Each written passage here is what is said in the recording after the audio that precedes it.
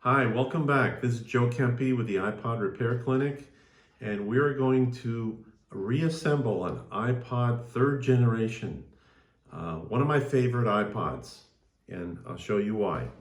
Okay, so the first thing, you have all your components here in front of you. You have your motherboard, you have the face of the iPod, which has a circuitry for the touch sensitivity screen, and you have your hard drive, your LCD. These are the basic components in the iPod. The first thing you're going to want to do is put the motherboard back. Oh, excuse me, you put the LCD back. Slot that in very gently. There are these little notches, and make sure that they go in nicely. And once you have that in there, make sure there's no dust particles. And then you have a pop connector here. You're just gonna pop it down right into place. Right there, right on that motherboard. Next thing I'm gonna do is you're gonna introduce the main board on top. And again, you have another pop connector right here. Go ahead and find, there you go. Just press it down with your fingers. No tools, no nothing. Very, very gentle. Now you have your 6 screws that you're going to put in there. And help you with that. Slightly longer screws on the third than the 4th generation. Don't know why, but if you're looking at a bucket of screws, you can notice a big difference between the 3rd generation and the 4th generation screws.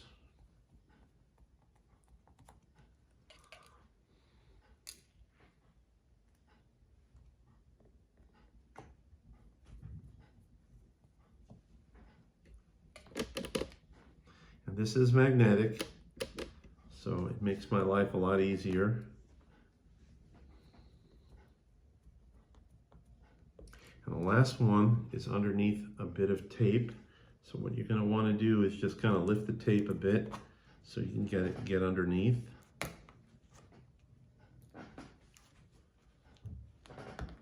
This one here. Yeah, just 1 second. I'm going to take this out for a second.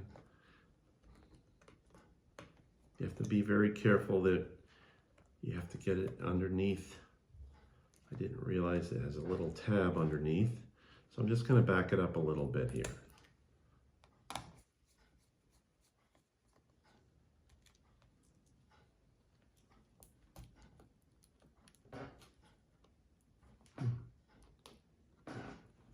It's a piece of, it was just a piece of plastic in my way. I didn't realize that. But this isn't.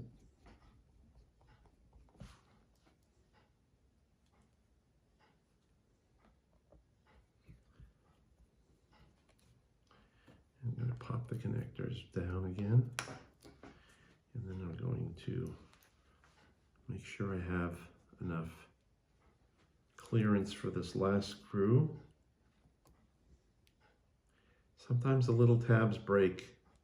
That's just life. It doesn't really hurt anything.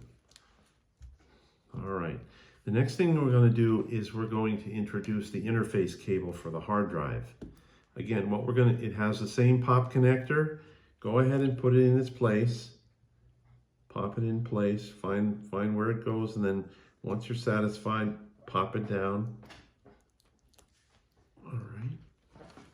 And you can insert the battery at the same time if you like. Batteries are different size for the 3rd and the 4th. So it's all nice and seated properly. The hard drive's got a little bit of an oval setting here and a circular socket, so make sure you put it the right direction.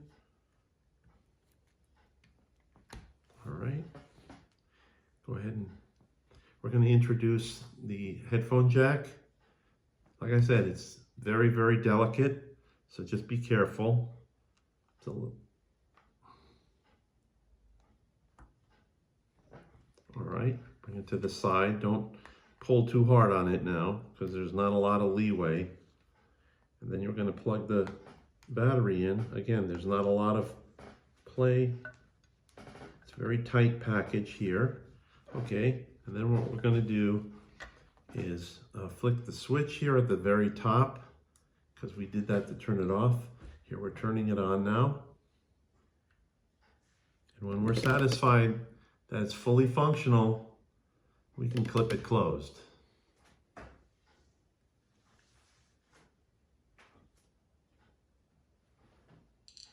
There we go, fully functional.